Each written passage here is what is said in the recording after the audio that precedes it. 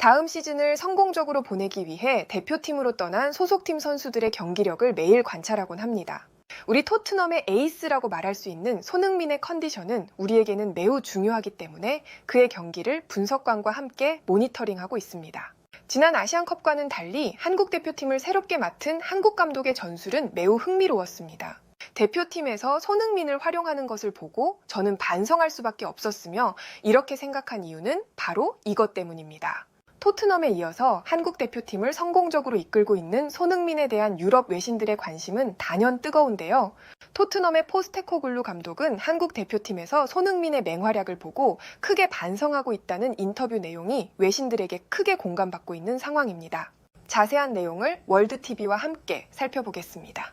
프리미어리그가 휴식기를 가진 뒤 토트넘의 선수들은 각자의 나라를 대표해서 경기를 뛰고 있는 상황입니다. 토트넘의 소속 선수 중 손흥민만이 유일하게 소속팀과 대표팀에서 일관적으로 활약하고 있다고 현지 매체 풋볼 런던은 분석했는데요. 한편 다음 시즌을 맞이해서 토트넘의 포스테코글루 감독은 공격 라인을 대대적으로 교체하며 손흥민 위주의 전술을 준비하고 있다고 매체는 전했는데요. 지난 시즌과 비교하면 중앙 미드필드의 메디슨을 제외하고 모든 선수가 토트넘에서 이탈할 것으로 내다봤습니다. 메디슨 역시 공격형 미드필드가 보강된다면 토트넘에서의 자리는 위태로울 것이라고 맨유의 레전드 수비수 리오 퍼디낸드는 전망했는데요. 특히 한국 대표팀에서의 손흥민의 맹활약을 보고 지난 시즌 토트넘의 주축 선수들과 크게 차이가 나는 것을 지적했습니다. 한국 대표팀의 손흥민은 토트넘에서의 모습과는 달리 매우 행복한 모습을 보여주었다. 그도 그럴 것이 지난 시즌 클루셉스키를 포함해서 메디슨은 자신이 돋보이기 위해 욕심을 부리는 등 이기적인 플레이를 일삼았다. 그리고 히샬리송은 최전방에서 기대 이하의 모습을 보여주었고 손흥민은 여러 가지 역할을 부여받게 되자 손흥민은 과부하가 올 수밖에 없었다. 하지만 손흥민의 개인의 능력으로 두 자리 득점과 도움을 기록하며 다시 한번 레전드의 모습을 증명해냈다. 이와 반대로 이번 월드컵 예선전에서 한국 대표팀의 손흥민은 매우 행복한 축구를 하는 것처럼 보였다. 한국 대표팀의 최전방 공격수는 손흥민의 공격을 극대화하기 위해 욕심을 버리고 적극적으로 도와주었고 한국의 신성으로 불리는 스토크시티의 배준호는 손흥민과 좋은 호흡을 보여주었다. 단언컨대 지난 시즌 토트넘의 공격 라인보다 현재의 한국 대표팀의 공격 라인이 보다 효율적이며 손흥민을 극대화할 수 있는 환경에 놓여져 있다고 확신한다. 다음 시즌 토트넘이 성공하기 위해서는 한국 대표팀에서 손흥민을 어떻게 활용하는지를 유심히 지켜봐야 할 것이다. 이러한 상황에서 토트넘의 포스테코글루 감독은 한국 대표팀에서 보여주고 있는 손흥민의 맹활약을 보고 크게 반성하고 있는 이유를 전했습니다. 리그 일정이 종료된 뒤 우리 선수들은 각자의 나라로 돌아가서 자신이 속해 있는 대표팀을 위해 최선을 다하고 있는 것으로 알고 있습니다. 물론 모든 선수가 나라를 대표해서 뛰는 것은 아니고 일부 선수들은 대표팀에서 낙마한 것으로 알고 있습니다. 대표적인 예로는 메디슨이 될 수 있습니다. 메디슨이 잉글랜드 대표팀의 최종 명단에서 탈락한 소식을 듣고 여러 가지 생각에 잠겼습니다. 토트넘에서는 핵심 미드필드로 그를 기용했기 때문에 잉글랜드 대표팀에서도 좋은 활약을 하고 돌아오길 기대했습니다. 최근 펼쳐진 잉글랜드의 평가전에서 보여주었던 메디슨의 모습은 내가 생각하더라도 매우 실망스러운 플레이를 펼쳤습니다. 토트넘에서 메디슨의 약점이 크게 노출되지 않았던 이유는 손흥민의 존재가 크다고 생각합니다. 최근 펼쳐진 한국 대표팀의 경기를 분석하던 중 나는 반성할 수밖에 없었습니다. 지난 아시안컵과는 크게 비교될 정도로 한국의 전술은 매우 짜임새가 있었고 특히 손흥민을 극대화하는 방법을 한국 대표팀의 감독은 알고 있는 듯 했습니다. 아시안컵을 맡았던 클린스만 감독은 손흥민을 매우 고립시켰던 것과는 달리 현재 한국 대표팀의 감독은 손흥민의 스피드를 최대한 활용할 수 있는 전술을 꺼내들었습니다. 그렇게 할 수 있는 이유는 명확했습니다. 토트넘과 달리 한국의 선수들은 손흥민을 어떻게 극대화할지 플레이를 하면서 고민하는 듯 보였습니다. 우리와는 달리 플레이를 지연시키지 않았고 빠른 스피드를 활용해서 간결하게 손흥민에게 볼을 연결시켜주기 위해 노력했습니다. 그 결과 한국은 매우 위협적인 플레이로 상대를 괴롭혔으며 지난 아시안컵과는 너무나도 다른 플레이를 한국은 선보였습니다. 지난 시즌 손흥민을 최전방 공격수와 좌측 공격수를 번갈아 가면서 기용했습니다.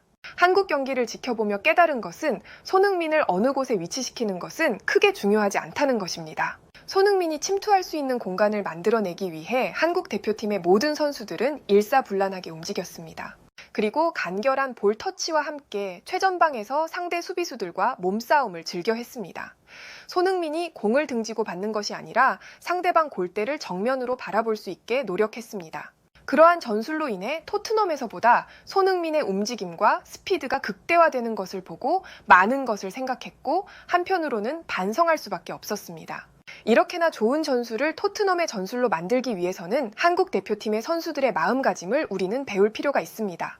그동안 손흥민의 개인 기량으로 토트넘을 이끌었다고 생각합니다.